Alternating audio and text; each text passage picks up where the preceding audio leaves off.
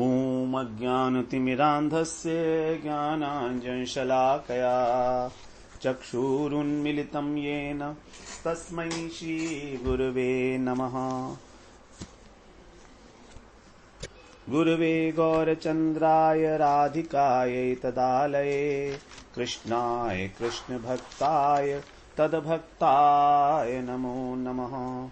नमो विष्णुपादाय गुरुप्रेष्ठाय भूतले श्रीमद्भक्तिवेदान्त माधव गोस्वामीति नामिने। साक्षात् गुरु सेवा मूर्तये शब्द ब्रह्मणि प्रतिष्ठितः पतित पावन चरित्राय नारायणाय प्रियो नमः। श्री कृष्ण रूपाय सुमंगलाय श्री गुरु कृपा विभूषिताय भावोल्लास रति प्रदानाय नमामि तस्मै गुरुमाधवाय। वृन्दावनेश्वरि तवैव पदारविन्दम् प्रेमामृतैकमकरन्दरसौगपूर्णम् हृद्यर्पतं मधुपते स्मरतापमुग्रम् निर्वापयत परं शीतलमाश्रयामि। तवैवास्मि न जीवामि त्वया विना इति विज्ञाय देवि त्वं नय मां चरणान्तिके। श्री कृष्ण चैतन्य प्रभो नित्यानंद श्री अद्वैत गदाधर शिव सदी गौरभक्त वृंद। हरे कृष्ण कृष्ण कृष्ण हरे हरे हरे राम राम राम हरे हरे। हरे कृष्णा। सर्वप्रथम मैं अपने गुरुपाद पद ओम विष्णुपाद अष्टोत्तर शत श्री श्रीमद् भक्ति वेदांत माधव गोस्वामी महाराज के चरण कमलों में अनंत कोटि दंडवत प्रणाम ज्ञापन करता हूं। हम लोग श्री बिलमंगल ठाकुर के द्वारा विरचित श्री कृष्ण करुणामृतम का श्रवण कर रहे हैं। प्रथम श्लोक में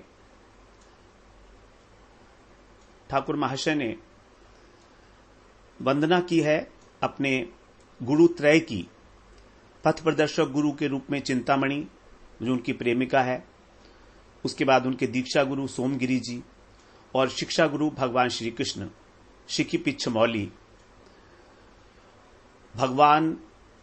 उसके बाद फिर विशेष रूप से भगवान की वंदना करते हुए कह रहे हैं, अपने इष्ट देवता की वंदना करते हुए कि उनके जो चरण कमल हैं उन चरण कमलों के अग्रभाग पर भी जो जयश्री हैं अर्थात श्रीमती राधा रानी हैं, वो लीलावश होकर उनकी सेवा करके परम सुख प्राप्त करती हैं। ऐसे मैं उन अपने शिक्षा गुरु ब्रजेंद्र नंदन श्याम सुंदर को नमस्कार करता हूं, उनकी जय हो। तो वर्तमान काल के अंदर वहां पर सभी क्रियाओं का प्रयोग किया गया है, जयति और लभते, क्योंकि भगवान का जो विहार है वृंदावन विहार वो नित्य विहार है, अपरकट रूप से नित्य विहार है। वृंदावन छोड़कर भगवान कहीं जाते ही नहीं है। इस प्रकार से उन ब्रजेंद्र नंदन श्याम सुंदर की वृंदावन बिहारी लाल की यहां पर स्तुति की है, वंदना की है। अब हम दूसरे श्लोक में प्रवेश करते हैं। यहां पर जो है विषय वस्तु इस ग्रंथ की बताई जा रही है। प्रतिपाद्य विषय क्या है? अस्ति स्वस्तरुणी कराग्र विगलत कल्प प्रसूनाप्लुतम वस्तु प्रस्तुत वेणुनाद लहरी निर्वाण निर्व्याकुलम स्रस्त स्रस्त निरुद्धनी विविलसद गोपी सहस्राव्रतम हस्तन्यस्त नतापवर्गमखिलो दारम किशोराकृति। अखिल उदारम किशोराकृति, कोई एक किशोर आकृति, इस प्रकार की एक वस्तु श्री वृंदावन धाम में नित्य विराजमान है। वस्तु अस्ति अर्थात कोई वस्तु है। वो वस्तु कैसी है? किशोर आकृति के रूप में एक वस्तु श्री वृंदावन धाम में नित्य विराजमान है, वही इस ग्रंथ का प्रतिपाद्य विषय है। और वो वस्तु कैसी है उसके विषय में बताया जा रहा है। स्वस्तरुणी कराग्र विगलत कल्प प्रसूनाप्लुतम, अर्थात जो स्वर्ग, स्व माने स्वर्ग, स्वर्ग की जो तरुणियां वहां की जो देवियां हैं, सुर सुंदरियां हैं, उनके कराग्र, उनके हाथों के अग्रभाग से जो विगलत, जो निस्सृत हो रहा है, ऐसे कल्प प्रसून अर्थात कल्प वृक्ष के जो पुष्प हैं, उन पुष्पों के द्वारा आप्लुतम अर्थात आच्छादित हो चुके हैं। ब्रज सुंदरियों के हाथों के अग्रभाग से जो गिरे हुए पुष्प हैं, उनके द्वारा जो सब प्रकार से आच्छादित है, ऐसी कोई वस्तु, एक विशेष वस्तु वृंदावन में विराजमान है किशोराकृति के रूप में। तो जो किशोराकृति है वृंदावन में एक वस्तु के रूप में विराजमान है, उसी के विषय में बता रहे हैं कि वस्तु देव सुंदरियों के हाथों से कल्प वृक्ष के जो पुष्प गिर रहे हैं, उनके द्वारा आच्छादित है। आगे बता रहे हैं कि वो कैसी है वस्तु। प्रस्तुत वेणुनाद लहरी निर्वाण निर्वाक्युलम, जो वेणुनाद लहरी है अर्थात जो बजती हुई वंशी है, उसकी नाद लहरियों के आनंद में जो निर्वाकुलम बिल्कुल निश्चल है, निर्व्याकुल है, ऐसी कोई वस्तु है जो उस नाद, वेणुनाद करके एकदम निश्चल हो गई है। निर्वाण निर्व्याकुलम अर्थात वेणुनाद लहरी के का जो माधुर्य है, मादक माधुर्य है, उसमें झूम रही है, ऐसी कोई वस्तु है। तीसरी बात, स्रस्त स्रस्त निरुद्ध नीवि विलसद कोपी सहस्त्रावर्तम, और जो हजारों हजारों गोपियां हैं, ब्रज गोपियां हैं, जिनके नीवी बंधन स्खलित हो चुके हैं, ऐसी गोपियों से परिवेष्टित हैं, घिरे हुए हैं, आवृतम घिरे हुए हैं। और चौथी बात, हस्त न्यस्त नताप वर्ग अखिलोदारम, अर्थात जिनके हाथ में क्या चीज है, जो उनके शरणागत भक्त हैं, उनके लिए जो मुक्ति है अर्थात अपवर्ग का मतलब मोक्ष, जो परम गति है, वो उनके हाथों में विराजमान है। वो उसको देने के लिए तैयार हैं। क्यों तैयार हैं? क्योंकि वो परम उदार हैं सभी के प्रति। अखिलोदारम, यहां अखिलोदारम का मतलब है जो उनके प्रणति जन हैं, जो उनके शरणागत हैं, उस किशोराकृति के जो शरणागत हैं, उनके लिए जो अपवर्ग स्वरूप हैं अर्थात स्वयं मोक्ष के रूप में हैं और जो परम उदार हैं, ऐसी कोई किशोर आकृति वाली एक मूर्ति लीला विहारी श्री कृष्ण वास्तव में वही एक वस्तु है, वस्तु अस्ति। अर्थात इस असार संसार में यदि कुछ कहें कि कुछ सार वस्तु है तो वही किशोराकृति श्री कृष्ण जो श्री वृंदावन में विराजमान है। तो अन्यथा तो ये सारा संसार असार ही है, क्योंकि माया के द्वारा कृत त्रिगुणात्मक इस संसार में कोई सार की वस्तु तो है नहीं। अगर इसमें कोई एकमात्र एक सार है तो वही एक सार है जो किशोराकृति इस प्रकार से वृंदावन में विराजमान है। यही जो है किशोर आकृति भगवान की, यही जो किशोर रूप है भगवान का, ब्रजेंद्र श्याम सुंदर का, यही प्रतिपाद्य विषय है इस ग्रंथ का। तो जब लीला शुक वृंदावन की ओर प्रस्थान कर रहे हैं तो अपने हृदय के अंदर जो स्वाभाविक आवेग उठ रहा है कृष्ण प्रेमाविष्ट दशा में, उसको इस श्लोक के माध्यम से प्रकट कर रहे हैं। जब बिलमंगल ठाकुर जा रहे हैं तो उनका हृदय दो प्रकार की दशाओं से आविष्ट होता है। कभी तो वो स्वयं को साधक समझने लगते हैं और कभी एक सिद्ध समझने लगते हैं। तो दो दशाएं हैं उनकी, साधक दशा और सिद्ध दशा। साधक दशा में उनके अंदर भक्ति करने की उत्कंठा देखी जा रही है, और जब सिद्ध अवस्था के अंदर वो स्थित होते हैं तो भक्ति सिद्धांतमयी बातें उनके हृदय के अंदर उठने लगती हैं। इसलिए उनकी जो उक्तियां हैं उनके जो वाक्य हैं, उनकी जो प्रलाप है, उनका जो कहना है, वो दो प्रकार से समझा जा सकता है। साधक दशा में भक्ति सिद्धांत परक और सिद्ध दशा में रस सिद्धांत परक। इन सभी श्लोकों के अंदर दो प्रकार के अर्थ लगाए गए हैं, भक्ति सिद्धांत और रस सिद्धांत। क्योंकि साधक के लिए भक्ति का मतलब सेवा, अभी वो सेवा करने के लिए उन्मुख हुआ है, इसलिए उसको भक्ति सिद्धांत को जानना आवश्यक है। और सिद्ध अवस्था में फिर वो उस भक्ति रस का आस्वादन करता है, तो उसको रस सिद्धांत उनके मुख से जो है प्रकट हो रहा है। तो एक बाह्य अर्थ हो गया, एक भीतरी अर्थ हो गया। बाह्य अर्थ हो गया साधक दशा में और भीतरी अर्थ हो गया सिद्ध दशा में। तो यहां पर जो अंतरदशा वाला अर्थ है उसके विषय में बता रहे हैं। यद्यपि ये श्लोक जो है उन्माद अवस्था के हैं, प्रलाप मात्र हैं, किसी प्रकार का कोई सिद्धांत सोचकर किसी सिद्धांत की पुष्टि करने के लिए उन्होंने इस प्रकार की कोई रचना नहीं की है। और यदि कोई व्यक्ति उन्मत्त है प्रेम में, तो उसे सिद्धांत का अनुसंधान तो रहता नहीं है, असंभव ही है। फिर भी ऐसा देखा जाता है कि जितने भी श्लोक हम लोग आगे पढ़ रहे हैं, ये सब विशुद्ध रस सिद्धांत और विशुद्ध भक्ति सिद्धांत से ओतप्रोत हैं।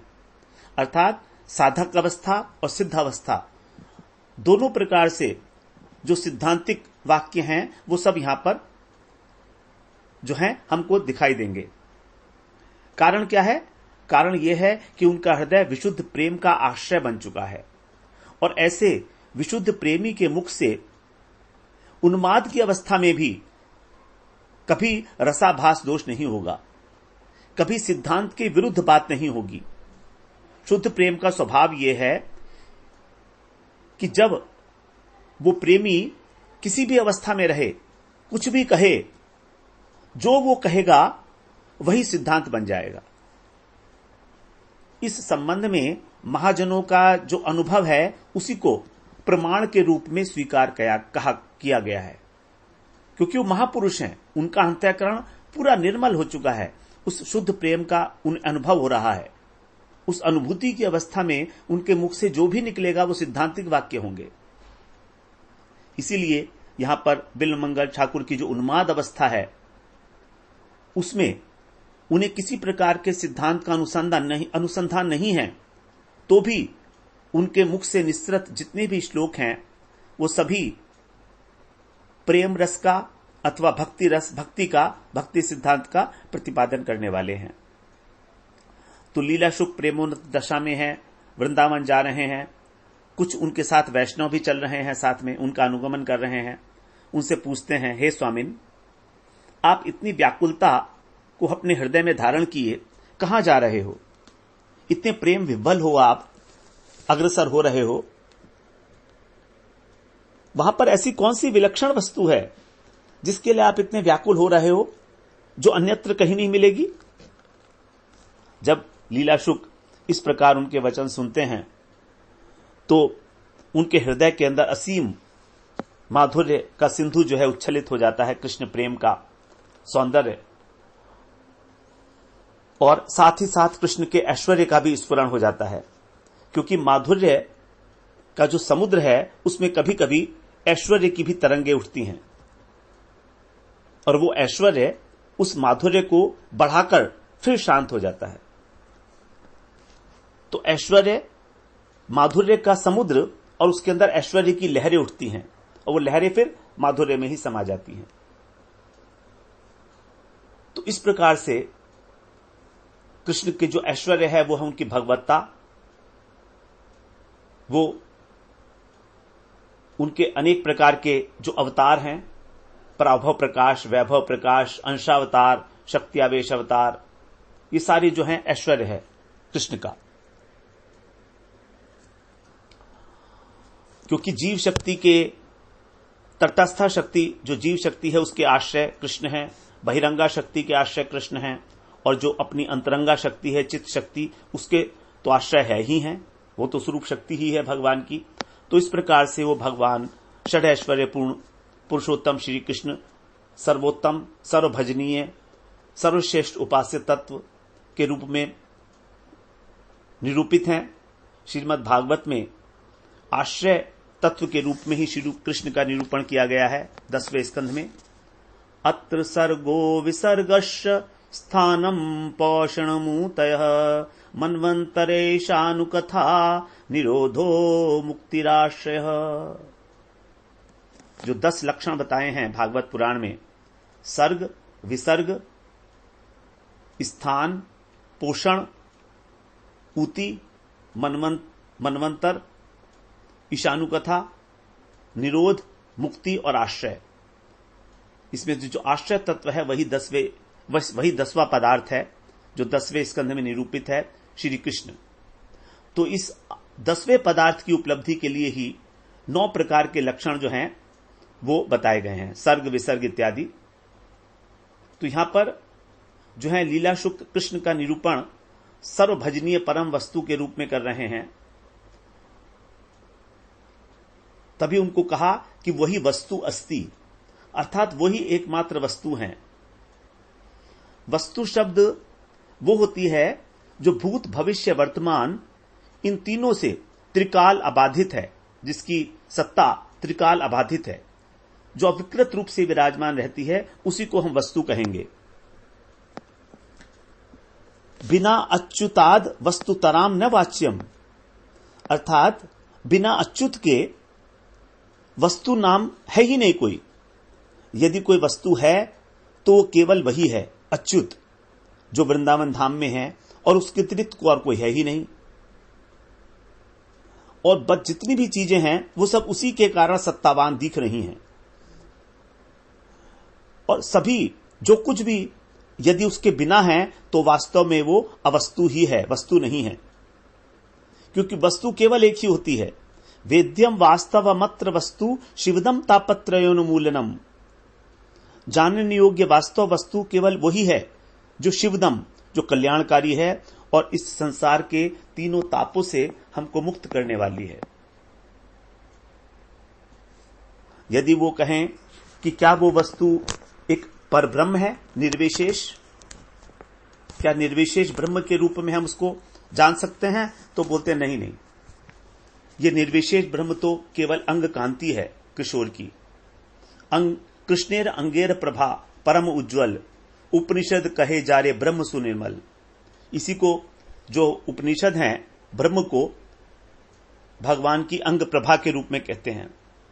गीता में भगवान ने कहा है ब्रह्मणो ही प्रतिष्ठा हम, अर्थात इस ब्रह्म की, निर्विशेष ब्रह्म की जो भगवान का प्रथम आविर्भाव है। भगवान के 3 आविर्भाव बताए गए भागवत में, ब्रह्मेति, परमात्मेति और भगवानीति शब्दते। तो जो प्रथम आविर्भाव है जहां पर चित अंश की प्रधानता है, उसको हम निर्विशेष ब्रह्म के रूप में जानते हैं। और यही जब निर्विशेष ब्रह्म सत्ता युक्त हो जाता है, अर्थात चित अंश से सत अंश से जुड़ जाता है, तो उसकी परमात्मा संज्ञा हो जाती है। तो क्या वो वास्तव वस्तु परमात्मा है? वो भी नहीं, क्योंकि वो भी समग्रता में नहीं है। तो समग्रता में तभी होगी जब वहां पर सत, चित और आनंद, ये तीनों, क्योंकि सत, चित, आनंद में जो आनंद है वही अंशी है, सत और चित उसके अंग होके विराजमान है।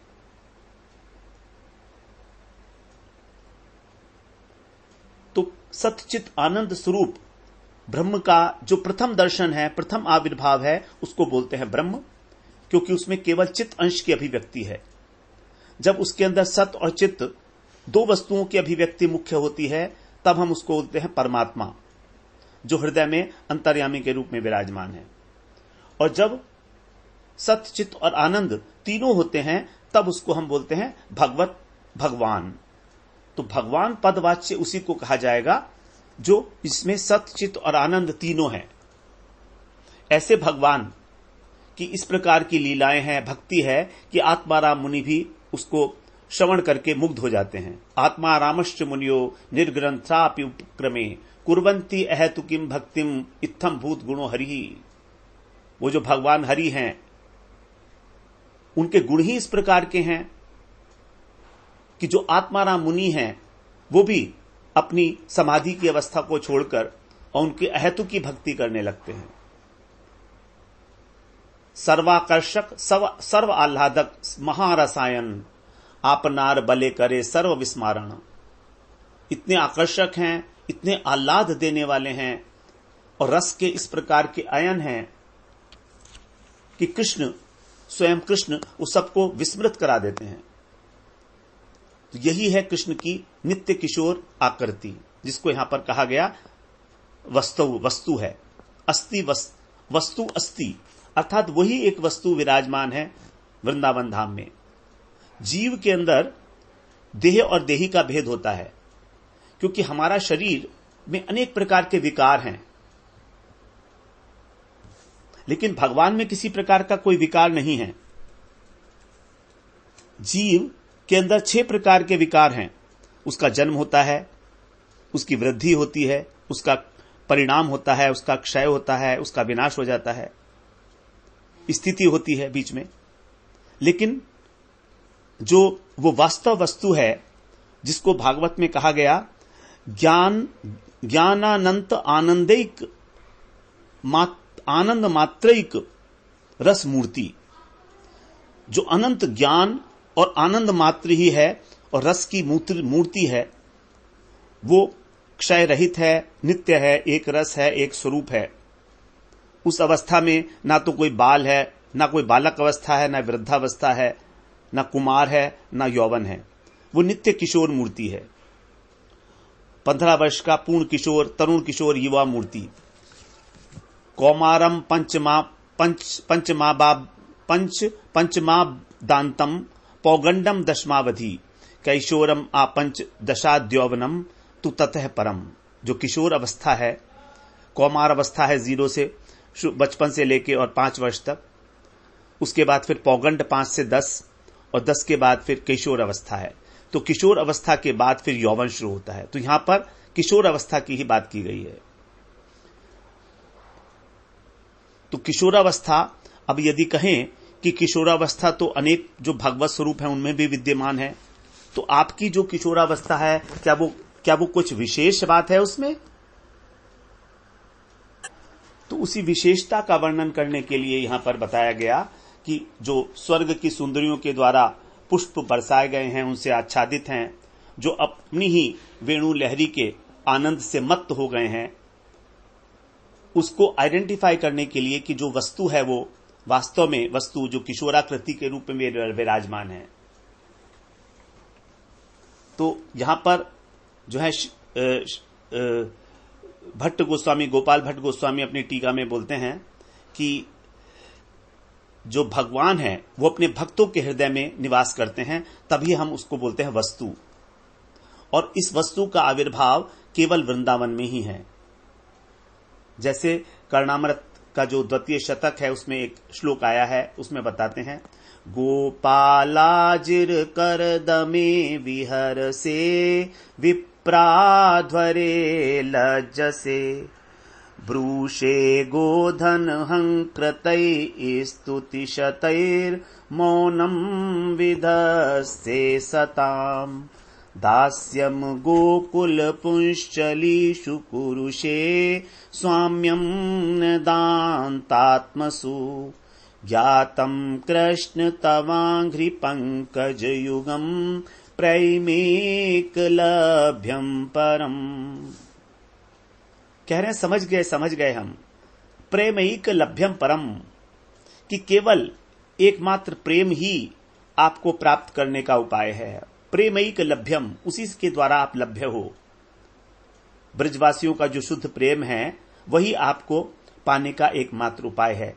कैसे बात पता लगती है? तो कहते हैं, हे कृष्ण, तुम क्या करते हो? गोपालाजिर करदमे विहर से, अर्थात जो ब्रज में ग्वाले हैं उनके अजिर का मतलब आंगन, उनके आंगन के अंदर जो करदम है अर्थात कीचड़ है, उसके अंदर विहर से आप बड़े आनंद से विहार करते हो। लेकिन विप्राध्वरे लज्ज से, जो विप्र आपका यज्ञ कर रहे हैं वहां पर आपको जाने में बड़ी लज्जा आती है। वृषे गोधन हुंकृते स्तुतै शतैर, और ब्रज के अंदर जो गायों की हुंकार है उसका उत्तर देते हो गौचारण लीला में। लेकिन जो महत गण हैं वो अनेक प्रकार की स्तुति करते हैं, स्तुति शतैर, तो भी आप मौन रहते हो।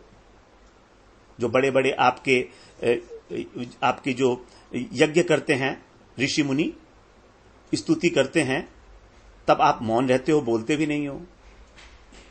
और दास्यम गोकुल पुंशलिशु, और गोकुल की जो तरुणियां हैं, जो बालाएं हैं, उनकी आप दास्ता करते हो, उनकी नौकरी करते हो, तो तुम्हें संकोच नहीं होता।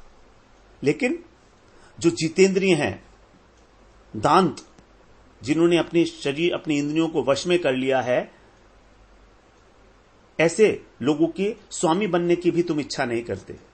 तो कहां तो गोपियां उनकी दास्ता स्वीकार करते हो, और कहां जो जितेंद्रिय आत्मसंयमी महापुरुष हैं, उनके स्वामी बनना भी नहीं चाहते हो। समझ गए। आपको जो ब्रजवासियों का शुद्ध प्रेम है, वही एकमात्र प्राप्त करने का उपाय है। तो ये जो वस्तु है किशोराकृति के रूप में, ये वस्तु नित्य वृंदावन में ही विराजमान है।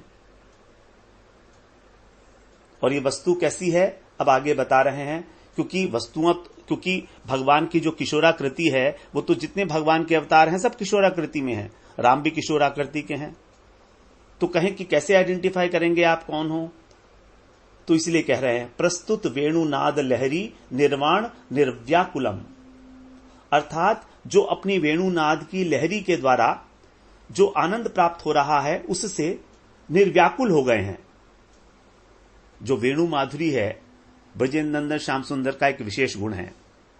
भगवान में, नारायण में भी 60 गुण बताए गए हैं, लेकिन जो 4 गुण कृष्ण के विशेष हैं, वो वही है, वेणु माधुरी, रूप माधुरी, गुण माधुरी, प्रेम माधुरी और लीला माधुरी।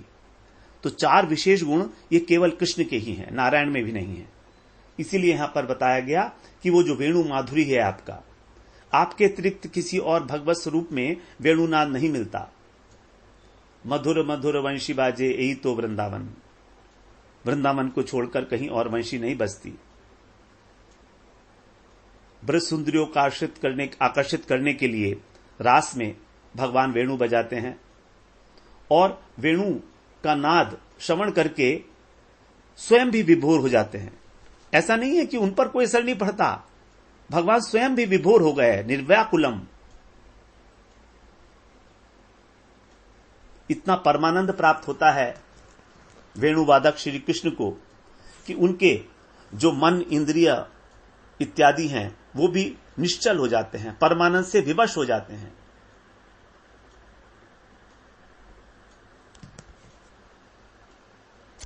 तो यहां पर गोपाल भट्ट गोस्वामी बताते हैं अपनी टीका में कि जो प्रस्तुत शब्द कहा गया, प्रस्तुत, प्र माने प्रकृष्ट रूपेण से, स्तुत माने प्रशंसित, जो वेणुनाद है, अर्थात गोपियां प्रकृष्ट रूप से जिस वेणुनाद की स्तुति करती हैं और कहती हैं कि धन्य है वो वेणु, जो स्वच्छंद रूप से गोविंद की अधर सुधा का पान करके उन्मादित हो रही है, धन्य है।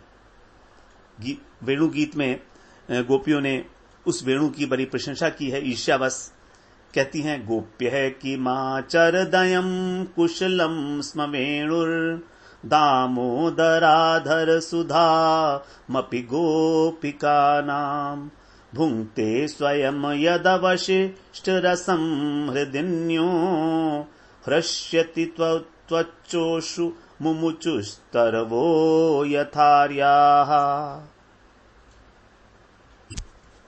गोपियां किस प्रकार से वेणु की प्रशंसा कर रही हैं, ईर्ष्या से युक्त होकर कह रही हैं आपस में, गोपियों देखो तो ये जो वेणु है पुरुष जाति का है। पूर्व जन्म में पता नहीं इसने कौन सा साधन भजन किया है कि जो हमारी अपनी संपत्ति है। गोपियां भगवान को अपनी संपत्ति मानती हैं क्योंकि वो गोप वंश में उत्पन्न हुई हैं, भगवान भी गोप हैं। तो कहते हैं ये तो हमारी संपत्ति है, दामोदर की अधर सुधा, और स्वयं इसको पिए जा रहा है कि हमारे लिए थोड़ा सा भी रस शेष नहीं रखेगा। भूंगते स्वयं यद अवशिष्ट रसम हृदिन्यो, थोड़ा सा भी रस हमारे लिए शेष नहीं रखेगा। इस प्रकार का जो ये वेणु है स्वयं पिए जा रहा है, और इस वेणु को अपने रस से सींचने वाली जो ये नदियां हैं, हृद हैं, वो आज कमलों के माध्यम से रोमांचित हो रही हैं, और वृक्ष जो हैं वो भी इसके साथ अपना संबंध मानकर जो है आनंद के अश्रु विसर्जन कर रहे हैं। तो वेणु ने किस प्रकार की तपस्या की है, इस प्रकार गोपियां जो हैं वेणु की तपस्या की प्रशंसा कर रही हैं। तो ये जो वेणुनाद है भगवान का, ये स्वयं उनको भी जो है निश्चल कर देता है, उसकी स्वर लहरियां। यहां पर कहा गया है निर्वाण निर्व्याकुलम। निर्वाण शब्द का अर्थ बताया है एक बार, जिसके हृदय में से बाण निकला है, अर्थात जिनका हृदय बींधने में कोई समर्थ नहीं है, ऐसी ब्रज गोपियां भी जिनकी वेणु ध्वनि सुनकर व्याकुल हो गईं। तो वेणु के विषय में बताया कि ऐसे जो वेणुनाद करते हैं और वेणुनाद करते हुए स्वयं भी विभोर हो जाते हैं, ऐसी किशोराकृति वृंदावन में विराजमान है। मानो लीला शुक बिलमंगल जी साक्षात देख रहे हैं अपनी जो किशोराकृति वस्तु है उसकी विशेषताएं देख रहे हैं कि वृंदावन में यमुना तट पर वंशीवट के तले पीतांबर धारण किए हुए, मौन मुकुट पहने हुए, एक चरण के ऊपर दूसरा चरण स्थापित किए हुए, ललित त्रिभंग खड़े हुए, किंचित कुंचित अलकावली उनके कपोलों के ऊपर विराजमान है और अपनी उंगलियों से वंशी के जो सप्त रंध्र हैं उनको प्रसारित करते हुए कृष्ण अवस्थित हैं और प्रस्तुत माने उत्कृष्ट रूप से, वो प्रकृष्ट रूप से राग रागनियों को अपने वेणुनाद में प्रस्तुत कर रहे हैं ब्रज सुंदरियों को आकर्षण करने के लिए। कलम जगऊ वाम दृशाम मनोहरम, वाम दृशा मनोहर, अर्थात जो वेणु ब्रज गोपियों को मनोहर लगने वाली है, ऐसी उस वेणु का नाद जब उन्होंने किया तो बता रहे हैं, पढ़ी कुछ मंत्र से वशीकरण यंत्र से, निपुण विधि तंत्र से भरे तामे चपल, भजत प्रीतम जो मुख देत अतुलित जो सुख, श्याम राखे न रुख सिखे देई प्रेम दल।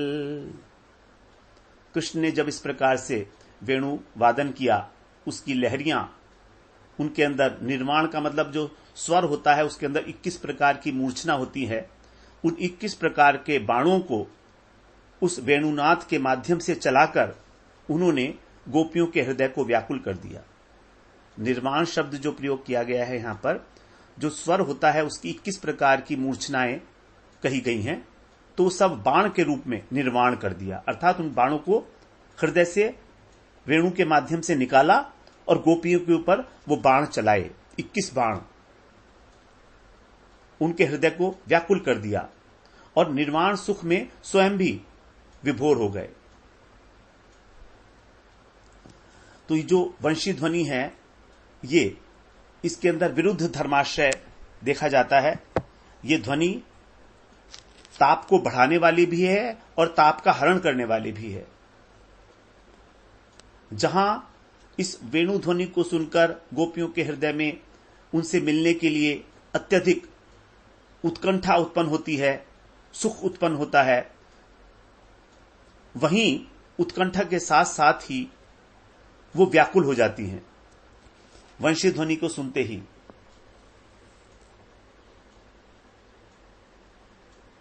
वंशी ध्वनि श्रवण करते ही जो ब्रज वनिताएं हैं उनकी प्रेम सरिता उमड़ पड़ती है और सब किनारों को तोड़ के सागर संगम करने के लिए दौड़ पड़ी। एक किनारा तो था वहां पर वेद के मर्यादित धर्म का और दूसरा था लोक लज्जा का। लोक धर्म और वेद धर्म, ये दो किनारे हैं। इन दोनों किनारों को टूटकर तोड़कर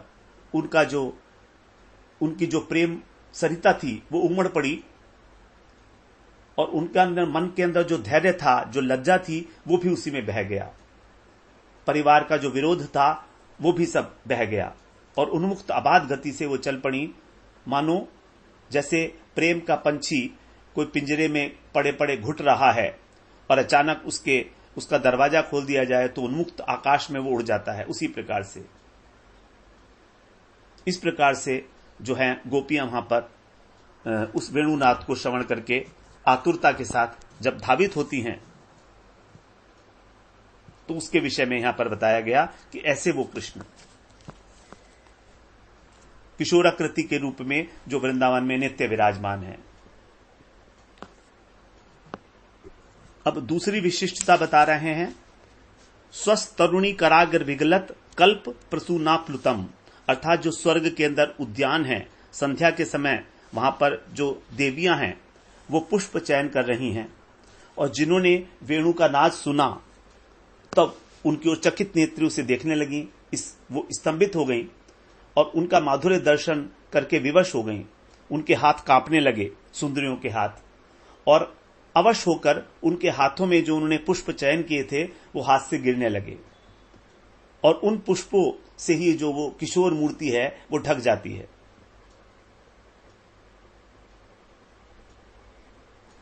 तो यहां पर जो है कहा गया केवल कल्प, कल्प तरु है एक्चुअली शब्द तो, लेकिन यहां पर कह दिया गया कल्प। जो प्रयोग किया गया है वर्ड यहां पर, वो कहा गया है कल्प प्रसून प्रसूनाप्लुतम। तो कल्प वृक्ष के प्रसून है वो, तो यहां पर वृक्ष शब्द प्रयोग नहीं किया गया। कई बार ऐसा होता है कि श्लोक को के अंदर रचना करते हुए किसी किसी शब्द को जो है छिपा दिया जाता है। जैसे अगर कोई भीम कहे तो भीम का मतलब होगा भीमसेन, सेन शब्द नहीं कहा तो भी उसको भीम कहा जाएगा। उसी प्रकार से यहां पर कल्प तरु के स्थान पर केवल कल्प कहा गया है। तो कल्प तरु इस शब्द का एक अंश सुन के भी जो साहचर्य बल है उसके अनुसार उस पदार्थ को समझ में आने योग्य हो जाता है। तो जहां स्व शब्द है वहां से स्वर्ग का मतलब ऊपर के जितने भी लोक हैं, तो यहां तक कि स्वर्ग का अर्थ यहां से वैकुंठ तक लिया जाएगा कि वैकुंठ के अंदर जो लक्ष्मियां हैं उनके हाथों से भी जो कल्प वृक्ष के प्रसून गिरते हैं उनसे भी आप्लुत हो चुके हैं, उनसे भी ढक चुके हैं कृष्ण, क्योंकि उनके हाथ भी कांपने लगते हैं जब वो इस प्रकार का वेणुनाद सुनती हैं। तो जो वैकुंठ के अंदर लक्ष्मियां हैं वो साक्षात रूप से कृष्ण का स्पर्श प्राप्त नहीं कर सकती, क्योंकि कृष्ण जो हैं ऐश्वर्य के द्वारा, ऐश्वर्य भाव के द्वारा प्राप्त होने योग्य वस्तु नहीं है। लेकिन तो भी वहां की जो लक्ष्मियां हैं वो कृष्ण के अंग स्पर्श का जो लोभ है उसको संवरण नहीं कर पाती। तो जो सोचती हैं कि ठीक है, साक्षात रूप से न सही, कम से कम परंपरा के अनुसार, कम से कम हमारे हाथ के अंदर जो पुष्प हैं उन पुष्पों को ही हम उनके ऊपर बरसाकर उनका जो है उनका स्पर्श प्राप्त कर लेंगी, क्योंकि पुष्प हमारे हाथ में है तो यही पुष्प जो है उनको स्पर्श करेगा जाकर। तो इस प्रकार से जब वो भगवान का त्रिभंग ललित रूप देखती हैं तो उनके अंदर भी सात्विक भाव का उदय हो जाता है, और वो भी जो है ये बात भूल जाती हैं, कांपने लगती है उनकी देह, और कांपते कांपते ही उनके हाथ से जो है पुष्प श्री कृष्ण के ऊपर गिरने लगते हैं।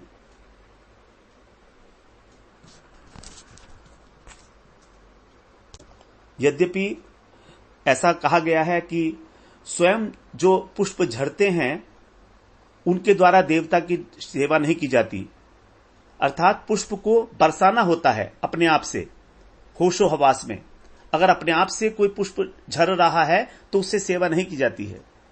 अब यहां पर क्योंकि वो विवश हो गई हैं देवांगनाएं और वैकुंठ की लक्ष्मियां, तो उनके हाथ से अपने आप ही पुष्प झड़ रहे हैं, तो भी कृष्ण जो हैं उनको स्वीकार कर लेते हैं, उनको अपना भक्त मानकर, क्योंकि भगवान जो हैं कृष्ण वो तो अत्यंत करुण है, वो अपने भक्तों की इच्छा को पूरा करने वाले हैं। तो वो किसी विधि निषेध का ध्यान नहीं रखते और उनके हाथ से जो पुष्प झर रहे हैं उन्हीं को स्वीकार कर लेते हैं। इस प्रकार से वो जो किशोराकृति है जो वृंदावन धाम में विराजमान है, वो अनेक प्रकार से यहां पर उसका वर्णन किया गया। हम लोग यहां दो प्रकार से उसका वर्णन श्रवण करके आए अभी तक, कि किस प्रकार जो स्वर्ग की रमणियां हैं और जो वैकुंठ